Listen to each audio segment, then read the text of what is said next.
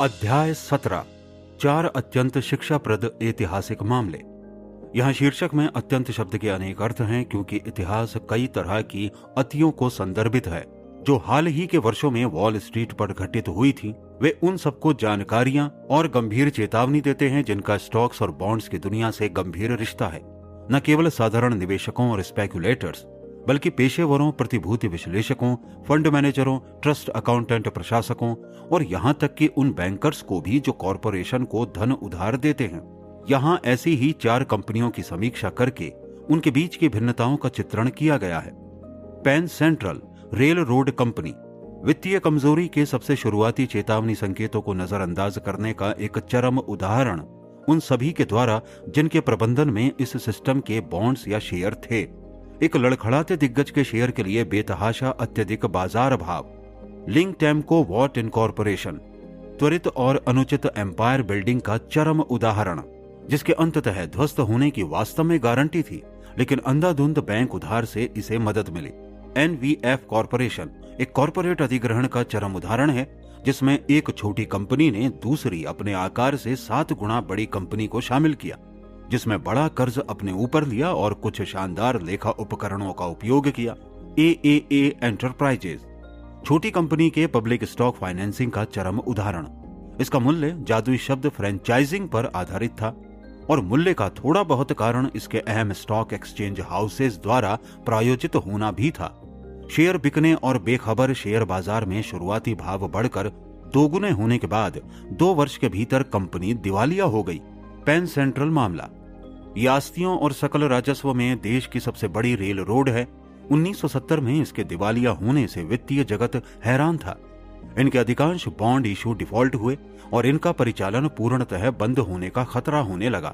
इनके security issue के भाव में बड़ी गिरावट आई और साधारण शेयर के भाव जो अभी हाल ही में 1968 में 861/2 के उच्च स्तर पर थे, 1970 में गिरकर 51/2 पर आ गए।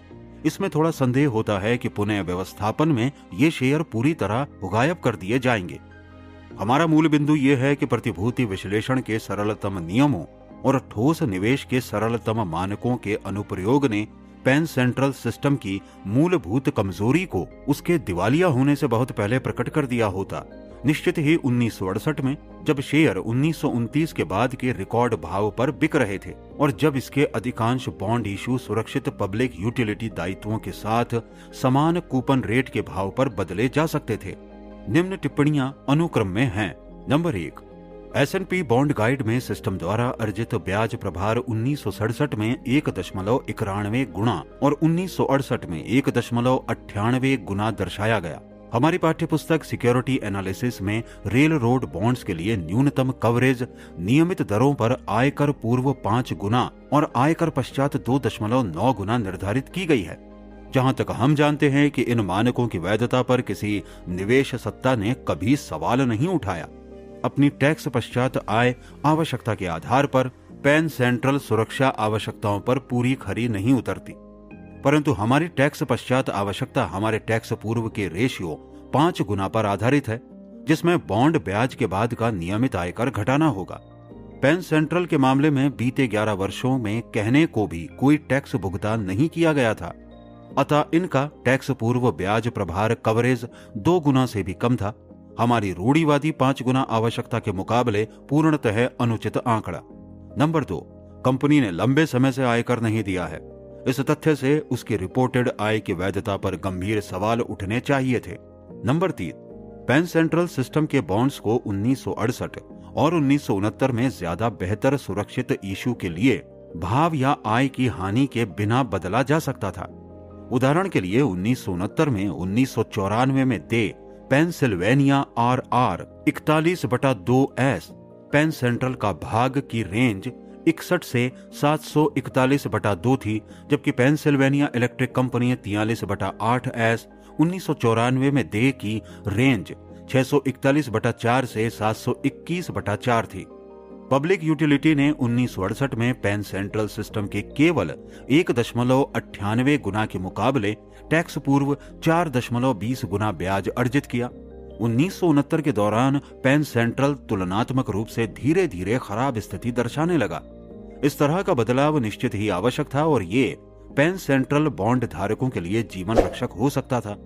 1971 के अंत में रेल रोड का 41/4 डिफॉल्ट में था और 181/2 पर बिक रहा था, जबकि यूटिलिटी का 43/8 एस 661/2 पर बंद हुआ।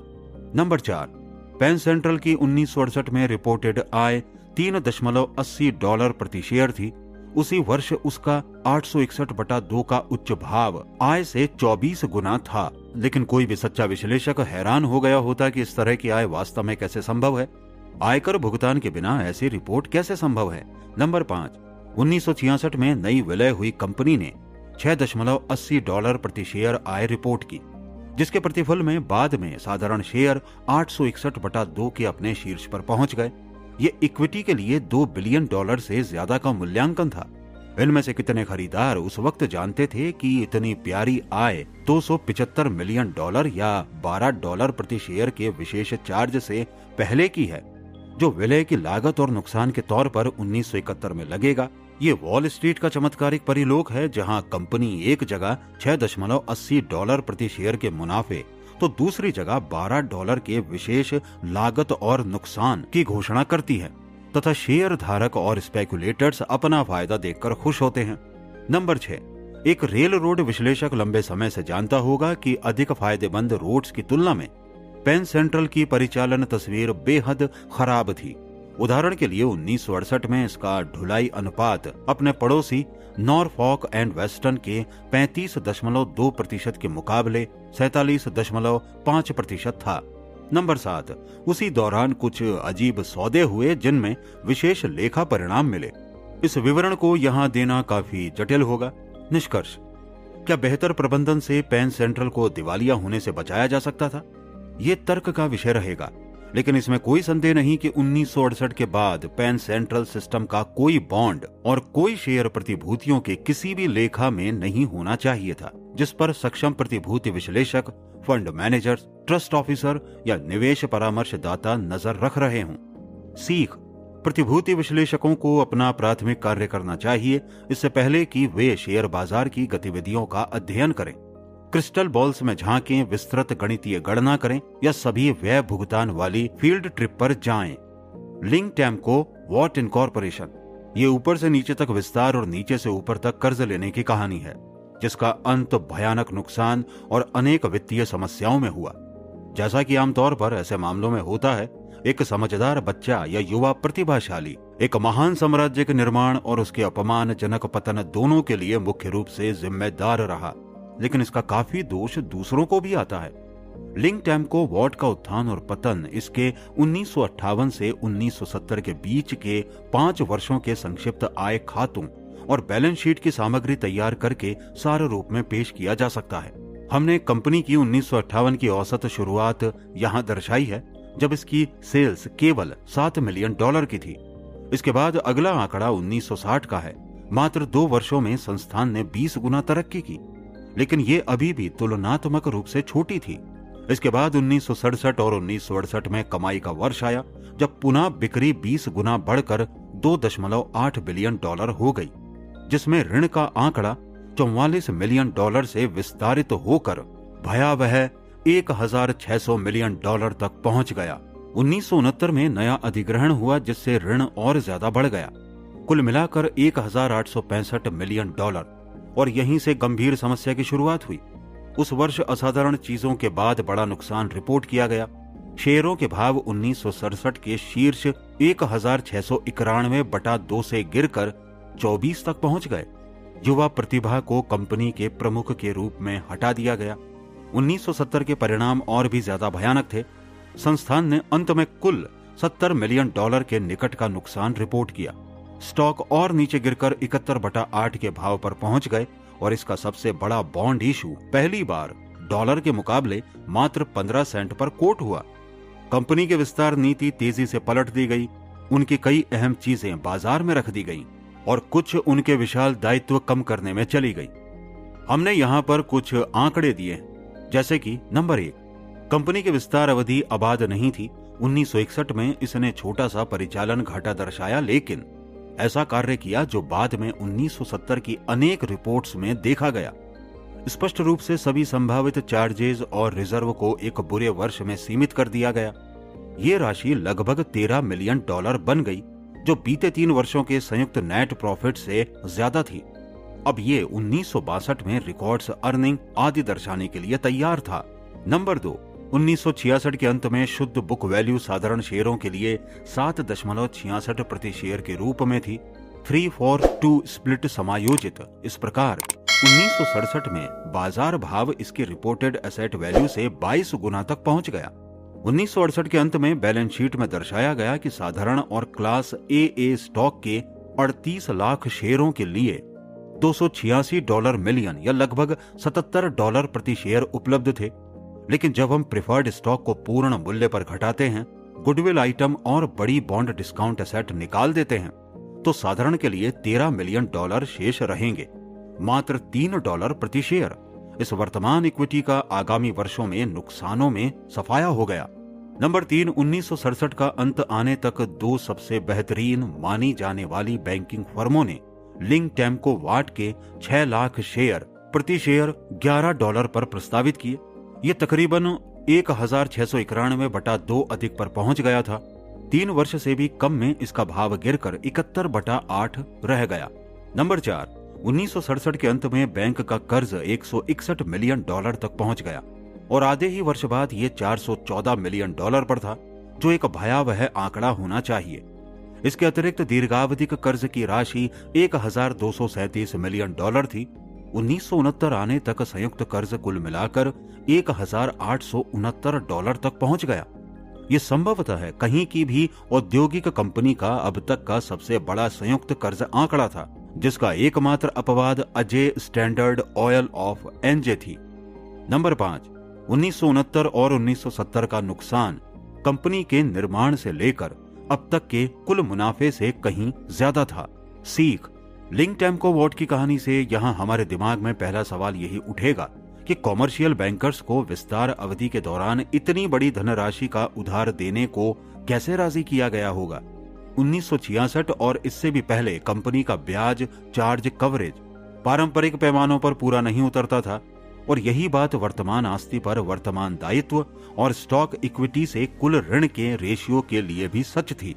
लेकिन अगले 2 वर्षों में बैंकों ने संस्थान को लगभग $400 मिलियन अतिरिक्त दिए आगे और विविधीकरण के लिए। ये कारोबार उनके लिए अच्छा नहीं था और इसका कार्यान्वयन कंपनी के शेयर धारकों के लिए और बुरा था। यदि लिंक टेम्को वाट के मामले को देखते हुए कॉमर्शियल बैंक भविष्य में इस प्रकार के अनुचित विस्तार को सहायता और बढ़ावा देने से अपने को दूर रखें, तो इससे शायद उनका कुछ भला हो सकता है। एनवीएफ के हाथों शेरॉन स्टील का अधिग्रहण, संग्रह की वस्तु। 1968 के अंत में एनवीएफ कंपनी ऐसी कंपनी थी जिसका दीर्घावधिक ऋण $4.6 मिलियन था, स्टॉक कैपिटल $17.4 मिलियन, बिक्री $31 मिलियन और शुद्ध आय $3,34,000 के विशेष क्रेडिट से पूर्व $5,02,000 थी। इनके कारोबार को वल्केनाइज्ड फाइबर और प्लास्टिक्स के तौर पर परिभाषित किया जाता था। प्रबंधन ने शेरॉन स्टील कॉरपोरेशन के अधिग्रहण का फैसला किया, जिसका दीर्घावधिक ऋण $43 मिलियन, स्टॉक कैपिटल $101 मिलियन, बिक्री $219 मिलियन तथा $29,29,000 की शुद्ध आय थी। इस प्रकार एनवीएफ जिस कंपनी का अधिग्रहण करना चाहती थी, वो उससे आकार में 7 गुना थी। 1969 की शुरुआत में इसने शेरॉन के सभी शेयर खरीदने का प्रस्ताव रखा। प्रति शेयर शर्तों एनवीएफ जूनियर 5% बॉन्ड्स की $70 फेस वैल्यू, एनवीएफ 5% बॉन्ड्स 1994 में दे तथा एनवीएफ स्टॉक्स के 11/2 शेयर एनवीएफ के $22 प्रति शेयर पर खरीदने के लिए वारंट्स। शेरॉन के प्रबंधन ने पूरी कर्मठता से इस अधिग्रहण के प्रयास का प्रतिरोध किया, लेकिन वो बेकार गया। एनवीएफ ने प्रस्ताव के तहत 88% शेयर हासिल कर लिए। उन्होंने अपने 21,97,000 शेयरों के लिए $102 मिलियन के 5% बॉन्ड्स और वारंट्स जारी कर दिए। यदि प्रस्ताव 100% संचालित होता तो 1968 के लिए समेकित उद्यम पर $163 मिलियन का कर्ज होता। मूर्त स्टॉक पूंजी में केवल $2.2 मिलियन होते। बिक्री के लिए $250 मिलियन होते। शुद्ध आय का सवाल थोड़ा जटिल होता, लेकिन कंपनी ने बाद में इन्हें एनवीएफ स्टॉक्स में 50 सेंट प्रति शेयर की शुद्ध हानि की बात बताई। असाधारण क्रेडिट के पहले तथा ऐसे क्रेडिट के बाद 3 सेंट प्रति शेयर की शुद्ध आय। पहली टिप्पणी, 1969 में हुए सभी अधिग्रहणों में से ये निसंदेह इसके वित्तीय अनुपात में सबसे चरम था। अधिग्रहण करने वाली कंपनी ने नए और शीर्ष भारी कर्ज दायित्व की जिम्मेदारी ली थी और इसने उसकी 1968 की आय गणना में लाभ को हानि के बारगेन में बदल दिया था। कंपनी की वित्तीय स्थिति बिगड़ने के पैमाने के चरण इस तथ्य में मिलते हैं कि जारी करने वाले वर्ष के दौरान नए 5% बॉन्ड प्रति डॉलर 42 सेंट से अधिक पर नहीं बिक रहे थे। ये बॉन्ड की सुरक्षा और कंपनी के भविष्य में गहन संदेह का सूचक था। फिर भी प्रबंधन वस्तुतः बॉन्ड के भाव का शोषण कर रहा था, इस मायने में कि वो कंपनी का लगभग $10 लाख का वार्षिक आयकर बचा सके, जैसा कि दर्शाया गया है। 1968 की रिपोर्ट जो शेरॉन के अधिग्रहण के बाद प्रकाशित हुई, उसमें इसके परिणामों की संक्षिप्त तस्वीर शामिल थी जो वर्षांत तक जाती थी। इसमें 2 चीजें सबसे असाधारण थी।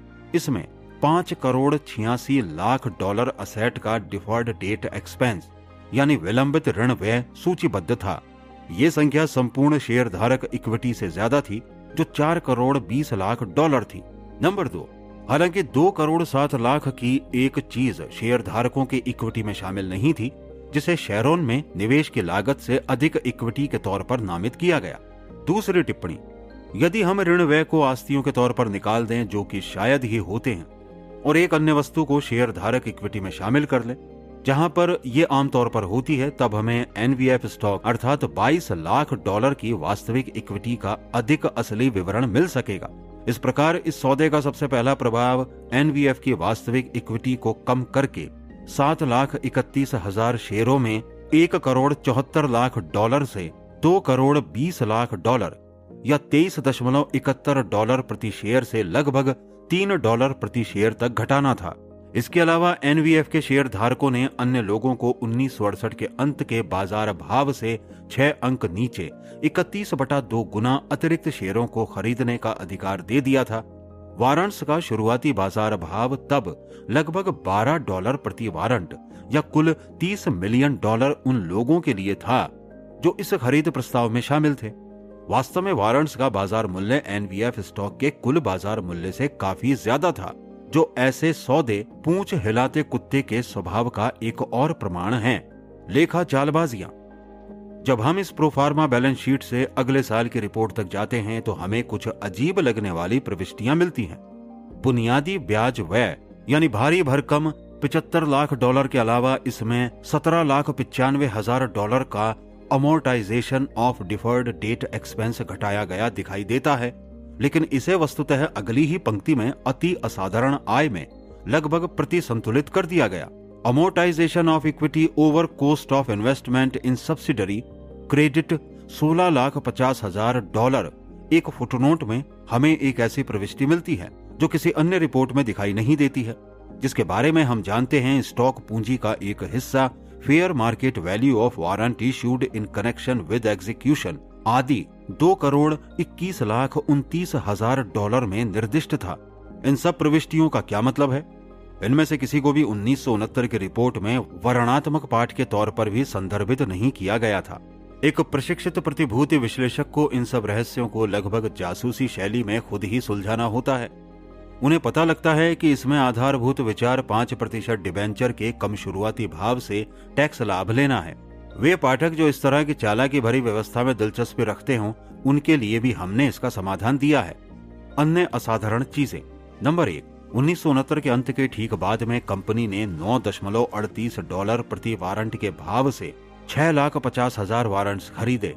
ये तब असाधारण लगा जब हमने इस पर विचार किया कि एनवीएफ के अपने पास वर्षांत में नकद रूप में केवल $7 लाख थे और 1970 में उनका देय ऋण $44 लाख था। जाहिर है वारंट्स खरीदने के लिए $6 मिलियन का भुगतान उधार से किया गया।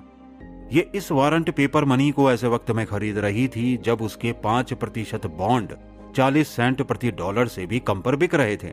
आमतौर पर यह आगामी वित्तीय समस्याओं की चेतावनी होती है। नंबर 2, आंशिक प्रतिसंतुलन के तौर पर कंपनी ने अपने 51 लाख डॉलर के बॉन्ड्स सहित 2,53,000 वारंट्स को इनके समान साधारण शेयरों में बदल दिया। ऐसा इसलिए संभव हुआ क्योंकि प्रतिभूति बाजार की अव्यवस्था के कारण लोग 5% बॉन्ड्स को 40 से कम पर बेच रहे थे, जबकि साधारण शेयर औसतन 131/2 के औसत भाव पर बिना डिविडेंड भुगतान के बिक रहे थे। नंबर 3, कंपनी की परिचालन योजना में न केवल अपने कर्मचारियों को स्टॉक बेचना था, बल्कि उन्हें बड़ी संख्या में वारंट्स बेचना भी था ताकि वे स्टॉक खरीद सकें। स्टॉक खरीद की तरह ही वारंट में भी 5% भुगतान तभी करना था और बाकी आगामी वर्षों में करना था। वारंट्स के लिए केवल यही कर्मचारी खरीद योजना है जिसके बारे में हम जानते हैं। क्या कोई जल्दी ही किस्तों पर शेयर खरीदने के अधिकार का आविष्कार और उसकी बिक्री करेगा? नंबर 4, 1969 में नवीन नियंत्रण वाली शैरोन स्टील कंपनी ने अपनी पेंशन लागत निकालने की पद्धति को बदल दिया, साथ ही कम मूल्य पतन दर को स्वीकार कर लिया। इस लेखा परिवर्तन से एनवीएफ की डाइल्यूजन पूर्व रिपोर्टेड अर्निंग्स में लगभग $1 प्रति शेयर जुड़ गया।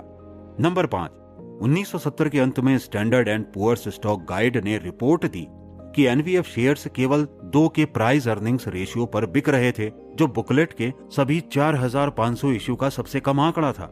जैसा कि वॉल स्ट्रीट की पुरानी कहावत है, ये सच है तो जरूरी है। ये रेशियो वर्ष के 83/4 बंद भाव तथा सितंबर 1970 में समाप्त 12 महीने की $5.38 प्रति शेयर की संगणित आय पर आधारित था। इन आंकड़ों का उपयोग करके शेयर केवल 1.6 गुना आय पर बिक रहे थे, लेकिन इस रेशियो के बड़े डाइल्यूजन फैक्टर की गणना नहीं थी, न ही उन बुरे परिणामों की जो 1970 की अंतिम तिमाही में सचमुच प्राप्त हुए थे। जब अंत में पूरे वर्ष के आंकड़े सामने आए तो उन्होंने दर्शाया कि शेयरों में केवल $2.03 प्रति शेयर की आय हुई, जो डाइल्यूशन के पूर्व थी, और डाइल्यूशन के आधार पर ये $1.80 प्रति शेयर थी। यहाँ उसी तिथि पर शेयरों और वारंट्स के कुल बाजार भाव पर भी ध्यान दें, जो $135 मिलियन के बॉन्ड कर्ज के मुकाबले लगभग $14 मिलियन था, जो निश्चित ही तुच्छ इक्विटी पोजीशन थी। AAA enterprises. इतिहास। लगभग 15 वर्ष पूर्व विलियम्स नामक कॉलेज छात्र ने मोबाइल होम यानी चलते फिरते घर बेचना आरंभ किया। तब इन्हें ट्रेलर्स कहते थे। 1965 में इसने अपने कारोबार को निगमित किया। उस वर्ष उसने $58 लाख मूल्य के मोबाइल होम्स बेचे और कॉर्पोरेट टैक्स पूर्व $61,000 की कमाई की। 1968 आने तक वो फ्रेंचाइजिंग आंदोलन से जुड़ गया और वो अन्य लोगों को उसके कारोबारी नाम के तहत मोबाइल होम्स बेचने का अधिकार बेचने लगा। उसने आयकर रिटर्न तैयार करने में अपने मोबाइल होम को बतौर ऑफिस इस्तेमाल करने के शानदार विचार की भी शुरुआत की। उसने एक सब्सिडरी कंपनी का गठन किया जिसे मिस्टर टैक्स ऑफ अमेरिका कहा गया, और जाहिर है कि वो इसकी भी फ्रेंचाइजी बेचने लगा, जिससे बाकी लोग भी उसके विचार और नाम का उपयोग कर सके। उसने 27,10,000 कॉर्पोरेट शेयरों की संख्या को कई गुना कर लिया और वो स्टॉक ऑफरिंग की तैयारी में था। उसने पाया कि अन्य के साथ ही हमारा एक बड़ा स्टॉक एक्सचेंज हाउस भी इसे संभालना चाहता था।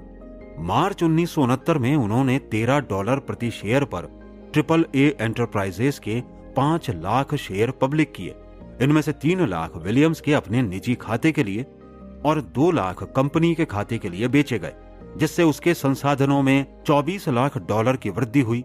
शेयर का भाव शीघ्र ही 2 गुना होकर 28 हो गया और इसकी मान लीजिए $42 लाख की बुक वैल्यू के मुकाबले इसकी इक्विटी वैल्यू $84 मिलियन थी और अधिकतम रिपोर्टेड आय $6,90,000 थी।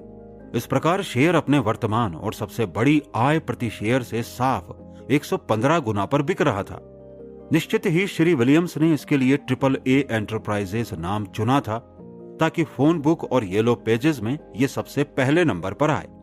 इसका अनुषांगिक परिणाम ये रहा कि कंपनी को स्टैंडर्ड एंड पुअर्स की स्टॉक गाइड में सबसे पहले आने का सौभाग्य मिला।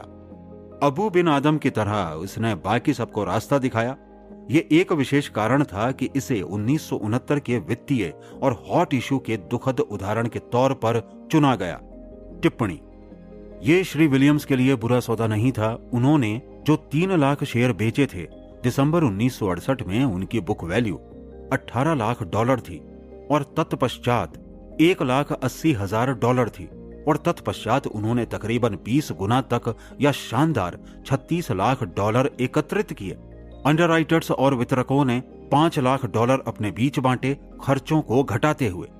नंबर 1, ये किसी सेलिंग हाउस के ग्राहकों के लिए अच्छा सौदा नहीं लगता था। अपने खुद के पैसे से इक्विटी प्रति शेयर को 59 सेंट से $1.35 तक बढ़ाने के बूटस्ट्रैप ऑपरेशन के बाद उनसे स्टॉक की बुक वैल्यू से 10 गुना भुगतान करने को कहा गया। 1968 से पहले कंपनी की अधिकतम आय हास्यास्पद ढंग से 7 सेंट प्रति शेयर थी। निश्चित ही भविष्य के लिए महत्वाकांक्षी योजनाएं थी, लेकिन जनता से इस योजना की आशाओं को वास्तविक बनाने के लिए पहले ही भारी भुगतान करने को कहा गया। नंबर 2, फिर भी मूल रूप से जारी होने के बाद स्टॉक्स का भाव जल्दी ही 2 गुना हो गया और ब्रोकरेज हाउसों का कोई भी क्लाइंट शानदार मुनाफा लेकर निकल सकता था। क्या इस तथ्य से प्रतिभूतियों के विपणन में बदलाव हुआ, या क्या भविष्य की संभावना कि ऐसा हो सकता है उसने इसे मूल रूप से जारी करने वाले वितरकों को संभवतः पब्लिक ऑफरिंग और आगामी क्रम के लिए जिम्मेदारी से मुक्त किया? इस सवाल का जवाब देना आसान नहीं, लेकिन इस पर वॉल स्ट्रीट और सरकारी नियामक एजेंसियों को सावधानी से ध्यान देना होगा। उत्तरवर्ती इतिहास। AAA एंटरप्राइजेज अपनी विशाल पूंजी के साथ 2 अतिरिक्त कारोबार में उतरी। 1969 में उन्होंने रिटेल कारपेट स्टोर्स की चेन को आरंभ किया और उन्होंने एक संयंत्र हासिल किया जो मोबाइल होम्स का निर्माण करता था। पहले 9 महीने के रिपोर्टेड परिणाम उम्मीद के हिसाब से शानदार नहीं थे, लेकिन ये 1 वर्ष पूर्व से बेहतर थे। 22 सेंट का शेयर जो पहले 14 सेंट का था, अगले महीनों में जो कुछ हुआ वो सचमुच अविश्वसनीय था। कंपनी को $43,65,000 या $1.49 प्रति शेयर की हानि हुई, जिससे इसकी फाइनेंस पूर्व की सारी पूंजी के साथ ही शेयरों की बिक्री से प्राप्त संपूर्ण $24 लाख और 1969 में पहले 9 महीने में अर्जित रिपोर्टेड आय की 2/3 राशि चली गई। इसके बाद उनके पास क्षुद्र $2,42,000 या 8 सेंट प्रति शेयर ही बचे। उस पूंजी में से जिसके लिए पब्लिक शेयर धारकों ने 7 महीने पहले नए प्रस्तावों के वास्ते $13 का भुगतान किया था, फिर भी 1969 में शेयर 81/8 की बोली या कंपनी के लिए $25 मिलियन की वैल्यूएशन पर बंद हुए। अतिरिक्त टिप्पणी। नंबर 1, यह मानना आसान नहीं कि कंपनी ने जनवरी से सितंबर 1969 के बीच सचमुच $6,86,000 कमाए। अगले 3 महीनों में $43,65,000 गंवा दिए। सितंबर 30 रिपोर्ट में निश्चित ही कुछ दुखद, अत्यधिक बुरा और अभियोगात्मक ढंग से गलत था। नंबर 2, वर्ष के बंद भाव 81/8 की बोली शेयर बाजार भावों में पूर्णतः लापरवाही को उससे भी अधिक साफ तौर पर दर्शाता है। जब 13 के मूल प्रस्तावित भाव या आगामी हॉट इशू की ऊंची बोली 28 तक बढ़ सकी थी, बात के ये कोटेशन कम से कम उत्साह और आशा पर आधारित थे, वास्तविकता और सामान्य ज्ञान के सभी अनुपात में, लेकिन ये कम से कम समझे जाने योग्य थे। वर्षांत के $25 मिलियन का मूल्यांकन ऐसी कंपनी को दिया गया जिसने अपनी संपूर्ण पूंजी गंवा दी थी। बहुत कम बचा था, जिस कारण पूर्णतः दिवालिया होने की स्थिति आसन्न थी और जिसके लिए उत्साह या आशा शब्द केवल कड़वे व्यंग ही हैं। ये सच है कि 31 दिसंबर तक साल के अंत के आंकड़े प्रकाशित नहीं किए गए थे, लेकिन किसी कंपनी से जुड़े वॉल स्ट्रीट हाउसों का ये काम है कि वे मासिक परिचालन विवरण दें और चीजें कैसे चल रही हैं इसकी सटीक जानकारी उपलब्ध कराएं। अंतिम अध्याय। 1970 के पूर्वार्ध में कंपनी ने और $1 मिलियन के नुकसान की रिपोर्ट दी। अब इसका पूंजी घाटा काफी बड़े आकार में था। ये श्री विलियम्स के लिए कुल $25 लाख के ऋण के कारण दिवालिया होने से बच गया। इसके बाद कोई बयान जारी नहीं किया गया। जनवरी 1971 तक AAA एंटरप्राइजेज ने अंत में दिवालिया दाखिल कर दिया। महीने के अंत में शेयर के लिए केवल 50 सेंट प्रति शेयर बोली या पूरे इशू के लिए $15 लाख का भाव लगा, जो साफ तौर पर वॉलपेपर से ज्यादा नहीं था। हमारी कहानी यहाँ विराम लेती है। सीख और सवाल। स्पेकुलेशन करने वाली जनता सुधर नहीं सकती। वित्तीय मायनों में ये 3 से आगे नहीं गिन सकते। वे कुछ भी किसी भी भाव पर खरीद सकते हैं, बस उनमें कुछ गतिविधि होती दिख रही हो। वे ऐसी किसी भी कंपनी पर मोहित हो जाते हैं जिसकी पहचान कंप्यूटर, इलेक्ट्रॉनिक, साइंस, टेक्नोलॉजी या किसी लोकप्रिय खास फैशन की फ्रेंचाइजिंग से हो।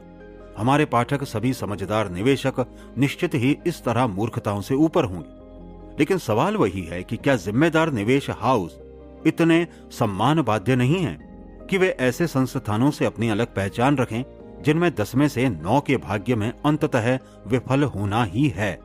वास्तव में जब 1914 में लेखक ने वॉल स्ट्रीट पर कदम रखा तब वहां यही हालात थे, लेकिन तुलनात्मक रूप से दिखता है कि आगामी 57 वर्षों में हर तरह के सुधारों और सभी नियंत्रणों के बाद भी स्ट्रीट का नैतिक पैमाना उठने की जगह गिर ही रहा है। क्या SEC को जनता की सुरक्षा के लिए अतिरिक्त शक्तियां दी जा सकती हैं या दी जानी चाहिए जो अब से बढ़कर हों? अभी शक्तियां केवल इस आवश्यकता तक सीमित हैं कि प्रस्ताव प्रोस्पेक्टस में सभी महत्वपूर्ण प्रासंगिक तथ्यों को प्रकाशित किया जाए। क्या विभिन्न प्रकार की पब्लिक ऑफरिंग का बॉक्स स्कोर जैसा कुछ बनाया जाए जिसे सुस्पष्ट शैली में संग्रहित और प्रकाशित किया जाए? क्या हर प्रोस्पेक्टस और शायद मूल पेशकश के तहत बिक्री की हर पुष्टि में किसी प्रकार की औपचारिक वारंटी होनी चाहिए कि इशू का भाव पहले से ही बाजार में स्थापित समान टाइप के इशू के लिए चल रहे भावों की रेखा से बहुत ज्यादा बाहर नहीं है? जब हम ये संस्करण लिख रहे हैं तब वॉल स्ट्रीट के दुरुपयोग स्थिति में सुधार के लिए आंदोलन जारी है। नए प्रस्तावों के क्षेत्र में उचित बदलाव लागू करना कठिन होगा क्योंकि जनता की अपनी लापरवाही और लालच के परिणाम स्वरूप ऐसे दुरुपयोग बहुत ज्यादा होते हैं। लेकिन ये ऐसा मामला है जिस पर लंबी अवधि तक सावधानी पूर्वक विचार करना जरूरी है। अध्याय 17 पर टिप्पणी। जॉन गार्डनर ने कहा है, बुद्धि का देवता वॉर्डेन विनाश के राजा के पास गया और गले लगाकर पूछा कि अराजकता पर व्यवस्था की जीत कैसे हो सकती है। विनाश के राजा ने कहा, पहले अपनी बाईं आंख दो और मैं इसका जवाब दूंगा। बिना झिझक वॉर्डेन ने अपनी बाईं आंख निकाली और दे दी। इसके बाद उन्होंने कहा कि अब बताएं। तो विनाश के राजा ने जवाब दिया, रहस्य यही है कि इसे दोनों आंखों से देखो। और अधिक बदलाव। ग्राहम 4 अतियों को दर्शाते हैं। नंबर 1 ओवर प्राइज यानी कि लड़खड़ाता दिग्गज। नंबर 2 एम्प्लायर बनाने वाला कंपनी समूह। नंबर 3 ऐसा विलियन जहां छोटी फर्म बड़ी का अधिग्रहण करे। नंबर 4 मूल रूप से बेकार कंपनी में शुरुआती शेयर जन प्रस्ताव यानी कि IPO। बीते कुछ वर्षों में ग्राहम की अतियों के पर्याप्त रूप से नए मामले मिल रहे हैं जिनसे विश्व कोश भर सकता है। कुछ नमूने पेश हैं, चमकदार लेकिन पारदर्शी नहीं। 2000 के मध्य में ल्यूसेंट टेक्नोलॉजीज इनकॉर्पोरेशन में किसी भी US स्टॉक से ज्यादा निवेशकों का स्वामित्व था। $192.9 बिलियन बाजार पूंजीकरण के साथ ये अमेरिका की 12वीं सबसे मूल्यवान कंपनी थी। क्या इसका भीमकाय मूल्यांकन न्यायोचित था? चलिए ल्यूसेंट की 30 जून 2000 को समाप्त तिमाही की वित्तीय रिपोर्ट की कुछ बुनियादी बातों को देखते हैं। ल्यूसेंट की रिपोर्ट को नजदीक से पढ़ने पर किसी अनुत्तरित टेलीफोन स्विच बोर्ड जैसी अलार्म घंटी घनघना जाती है। ल्यूसेंट ने हाल ही एक ऑप्टिकल उपकरण सप्लायर क्रोमाटिस नेटवर्क्स का $4.8 बिलियन में अधिग्रहण किया, जिसमें से $4.2 बिलियन गुडविल या बुक वैल्यू से अधिक लागत के थे। क्रोमाटिस में 150 कर्मचारी थे, ग्राहक कोई नहीं और रेवेन्यू 0 था। तो यहाँ गुडविल शब्द नामुनासिब प्रतीत होता है। शायद होप चेस्ट ज्यादा सही होगा। यदि क्रोमाटिस के परिपक्व उत्पाद चले नहीं तो ल्यूसेंट को गुडविल को उलटकर इसे भावी आय के लिए चार्ज ऑफ करना होगा। एक फुटनोट से खुलासा हुआ कि ल्यूसेंट ने अपने उत्पाद खरीदारों को $1.5 बिलियन पर उधार दिया था। ल्यूसेंट पर उन $350 मिलियन की गारंटी भी थी जो उसके ग्राहकों ने कहीं और से उधार लिए थे। इन कुल कस्टमर फाइनेंसिंग में से सभी 1 वर्ष में दोगुनी हो गई, जो ये बताता था कि खरीदारों के पास ल्यूसेंट के उत्पाद खरीदने के लिए नकदी खत्म हो रही थी। यदि इनके पास कर्जा चुकाने के लिए भी नकद नहीं रहा तो क्या होता? अंत में ल्यूसेंट ने नए सॉफ्टवेयर को विकसित करने की लागत को पूंजीगत आस्तियों के तौर पर लिया। क्या ये आस्ति की जगह दैनिक कारोबारी व्यय नहीं होना चाहिए था जो आय से निकलता हो? निष्कर्ष, अगस्त 2001 में ल्यूसेंट ने क्रोमाटिस डिवीजन को बंद कर दिया जब इसके उत्पादों के केवल 2 ग्राहकों को आकर्षित करने की रिपोर्ट आई। वित्त वर्ष 2001 में ल्यूसेंट को $16.2 बिलियन का नुकसान हुआ। वित्त वर्ष 2002 में इसे पुनः $11.9 बिलियन की हानि हुई। इन नुकसानों में $3.5 billion provisions for bad debt and customer financing में हुआ। Impairment charges related to goodwill में $4.1 बिलियन और related to capitalised software charges में $362 मिलियन का हुआ। ल्यूसेंट का स्टॉक 30 जून 2000 को $51.062 पर था। 2002 में $1.26 पर समाप्त हुआ। जो 2.5 वर्ष में बाजार मूल्य में $190 बिलियन का नुकसान था। अधिग्रहण का जादूगर। टाइको इंटरनेशनल लिमिटेड की व्याख्या में हम विंस्टन चर्चिल का केवल भावानुवाद करते हुए कह सकते हैं कि इतने सारे लोगों द्वारा इतना अधिक कुछ को कभी नहीं बेचा गया। 1997 से लेकर 2001 तक इस बरमूडा आधारित कंपनी समूह ने $37 बिलियन से अधिक कुल व्यय किया, जिनमें से अधिकांश टाइको के शेयरों में हुआ था, जिसमें उन्होंने कंपनियों को उसी तरह खरीदा था जैसे इमेल्डा मार्कोस सैंडल्स खरीदती थी। वित्त वर्ष 2000 में ही इनकी वार्षिक रिपोर्ट के अनुसार टाइको ने लगभग 200 कंपनियों का अधिग्रहण किया, जिसका औसत हर दूसरे दिन एक से ज्यादा था। परिणाम, टाइको चमत्कारिक रूप से आगे बढ़ा। 5 वर्षों में रेवेन्यू $7.6 बिलियन से $34 बिलियन हो गया और परिचालन आय $476 मिलियन के नुकसान से $6.2 बिलियन के लाभ तक पहुंच गई। कोई आश्चर्य नहीं कि कंपनी के 2001 के अंत में कुल स्टॉक मार्केट वैल्यू $114 बिलियन थी, लेकिन टाइको के फाइनेंशियल स्टेटमेंट्स उतने ही दिमाग चकराने वाले थे जितनी इसकी तरक्की। लगभग हर वर्ष उन्होंने अधिग्रहण संबंधी चार्जेस में सैकड़ों मिलियन डॉलर लगा दिए।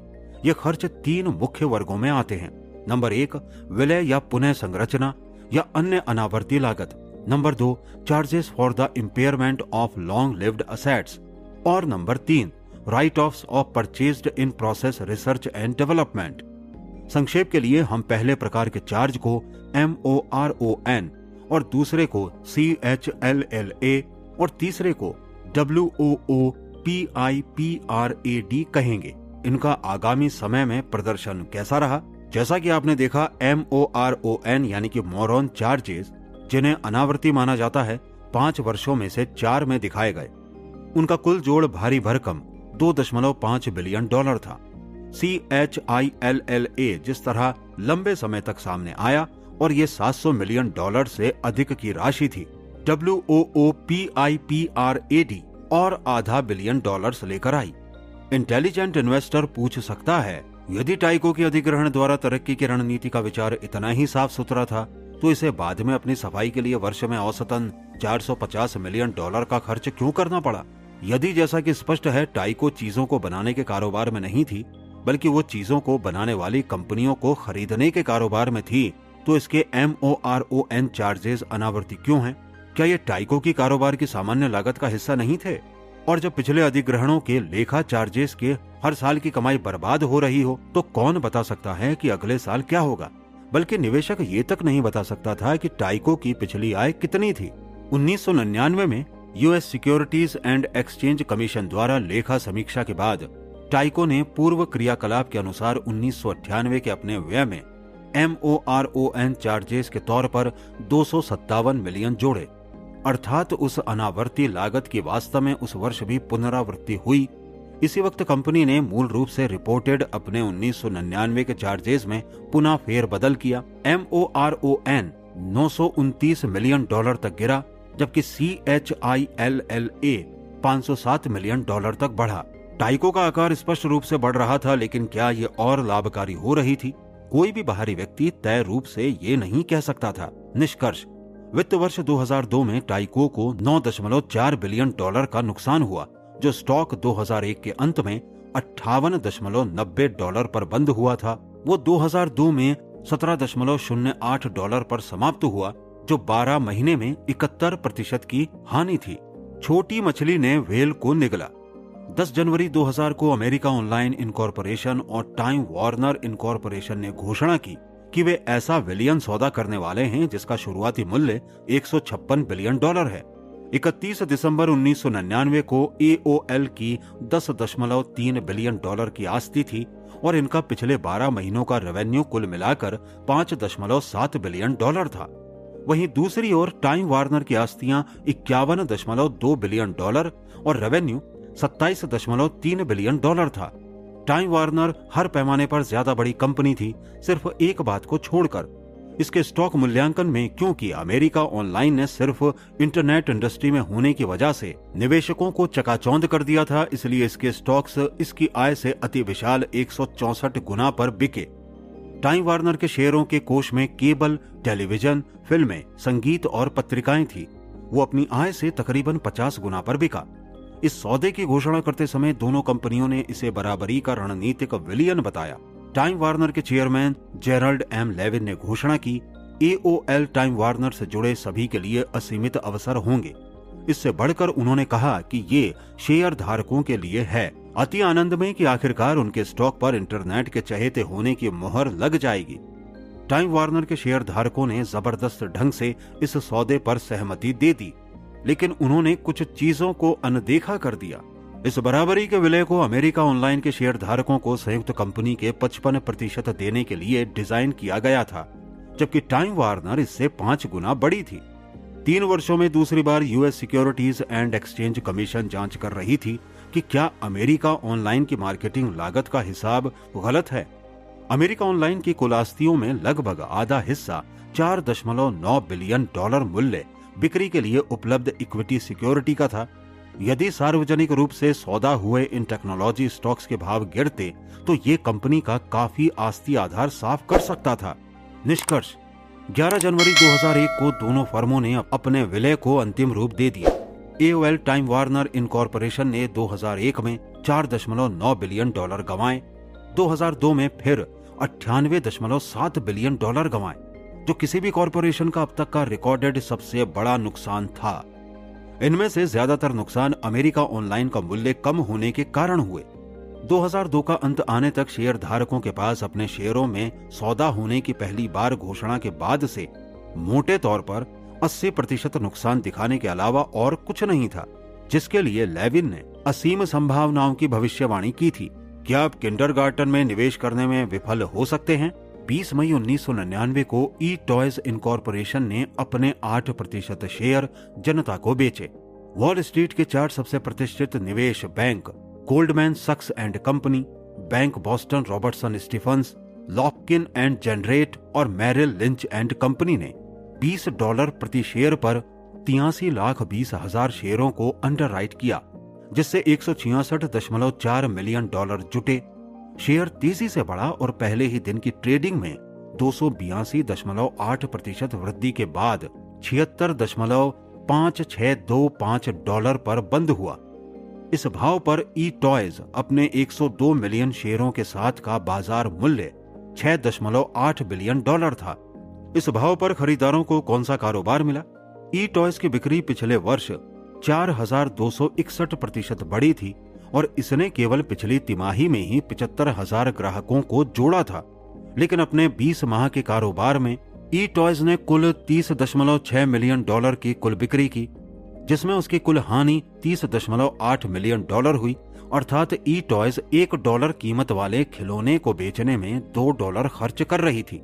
IPO प्रोस्पेक्टस से ये खुलासा भी होता है कि eToys इन प्रस्तावों से मिली कुछ प्राप्तियों का उपयोग अन्य online operation baby centre incorporation के अधिग्रहण में करेगी, जिसने पिछले वर्ष की $4.8 मिलियन की बिक्री में से $4.5 मिलियन गंवा दिए थे।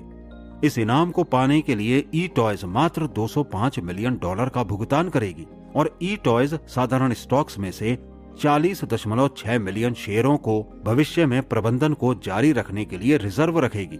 अतः यदि eToys ने कभी धन कमाया भी तो उनकी शुद्ध आय को केवल 102 मिलियन शेयरों के बीच ही नहीं बल्कि 143 मिलियन शेयरों के बीच विभाजित करना होगा, जिससे भविष्य में होने वाली कोई भी आय प्रति शेयर लगभग 1/3 तक कमजोर हो जाएगी।